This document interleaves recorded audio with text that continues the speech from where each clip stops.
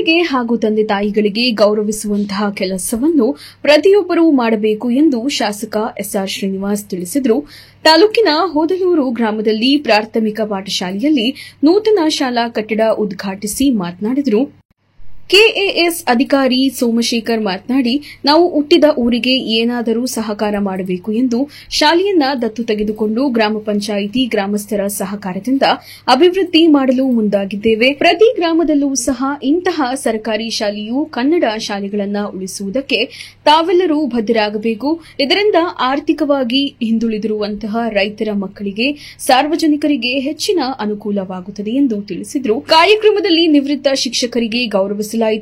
ಕಾರ್ಯಕ್ರಮದಲ್ಲಿ ಕ್ಷೇತ್ರ ಶಿಕ್ಷಣಾಧಿಕಾರಿ ಲೇಪಾಕ್ಷಪ್ಪ, ಗ್ರಾಮ ಪಂಚಾಯಿತಿಯ ಉಪಾಧ್ಯಕ್ಷ ಬಿಸ್ಮಿಸ್ ಖಾನ್, ಶಿವಪ್ಪ, ಎಸ್ಟಿಎಂಸಿ ಅಧ್ಯಕ್ಷ ಚನ್ನಿಗ ರಾಮಯ್ಯ, ಬಿಆರ್ಸಿ ಮಧುಸೂದನ್, ದಿನೇಶ್, ಗ್ರಾಮ ಪಂಚಾಯಿತಿಯ ಎಲ್ಲಾ ಸದಸ್ಯರುಗಳು, ಗಾಯಕ ಕಂಬುದಿರಂಗಯ್ಯ, ವಸುಶ್ರೀ ಸೇರಿದಂತೆ ಶಾಲೆಯ ಶಿಕ್ಷಕರು, ಪೋಷಕರು, ವಿದ್ಯಾರ್ಥಿಗಳು ಭಾಗವಹಿಸಿದ್ದರು.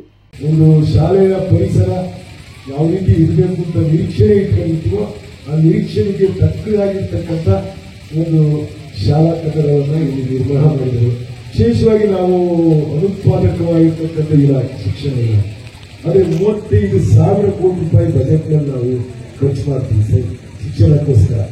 ಮುಂದಿನ ದಿನಗಳಲ್ಲೂ ಕೂಡ ಎಲ್ಲ ಈಗ ಸರ್ಕಾರಿ ಶಾಲೆಗಳ ಒಂದು ಪರಿಸ್ಥಿತಿಗಳನ್ನ ನೋಡಿ ದತ್ತು ತಗೊಂಡಿರ್ಬೋದು ಅಥವಾ ಯಾವುದೇ ರೀತಿಯ ಒಂದು ತಮ್ಮ ಹಣಕಾಸಿನ ಅನುಕೂಲಗಳಿರ್ಬೋದು ಎಲ್ಲ ರೀತಿಯಲ್ಲಿ ಮಾಡಿ ಇವು ಶಾಲೆಗಳನ್ನ ನಾವು ಸದೃಢ ಮಾಡತಕ್ಕಂಥ ಒಂದು ಮನೋಭಾವನೆ ಎಲ್ಲರೂ ಬೆಳೆಸಬೇಕು. ಅದೇ ನಮ್ಮ ಸಾರ್ಥಕತೆ ಅಂತ ನಾನು ಈ ಸಂದರ್ಭದಲ್ಲಿ ಹೇಳ್ತಾ ಇದ್ದೀನಿ. ಮತ್ತೆ ಹಳೆ ವಿದ್ಯಾರ್ಥಿಗಳು ಎಲ್ಲ ನಮ್ಮ ಶಿಕ್ಷಕರನ್ನ ಗೌರವಿಸಿ ನಮ್ಮ ಕನ್ನಡ ಮಾಧ್ಯಮ ಮತ್ತೆ ಇಂಗ್ಲಿಷ್ ಮಾಧ್ಯಮ ಎರಡನ್ನೂ ಕೂಡ ನಾವು ಜಾರಿ ತಂದು ಈಗ ನಾವು ಖಾಸಗಿನಲ್ಲಿ ಏನಿದೆ ಎಲ್ಲ ಫೆಸಿಲಿಟೀಸ್ ಅನ್ನ ಮತ್ತೆ ಈ ಬಡ ವಿದ್ಯಾರ್ಥಿಗಳಿರ್ಬೋದು ಅಥವಾ ನಮ್ಮ ಗ್ರಾಮಸ್ಥರ ವಿದ್ಯಾರ್ಥಿಗಳಿರ್ಬೋದು ಇವ್ರಿಗೂ ಕೂಡ ಕೊಡಬೇಕು. ಅವ್ರು ಯಾವುದೇ ರೀತಿ ಕೊರತೆ ಆಗಬಾರದು ಅಂತಕ್ಕಂಥ ಒಂದು ಛಲ ಇಟ್ಟುಕೊಂಡು ಈ ಮಾಡ್ತಾ ಇದ್ವಿ.